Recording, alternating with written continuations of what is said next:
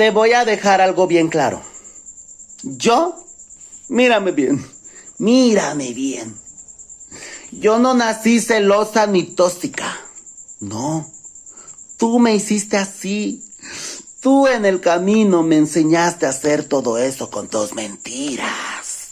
¿Por qué? Porque te fui descubriendo cada una de tus mentiras. Por eso me volví así. Ahora resulta que la celosa, la culpable, la que arruina todo soy yo. Que sí, también cooperaste, papacito, para que yo me pusiera así contigo. Y ahora, mira, estás conmigo, vas a estar conmigo y vas a acabar conmigo. ¿Por qué? Porque yo digo de la manera más tranquila y atenta. Muchas felicidades. Me diste el mejor curso de tóxicas.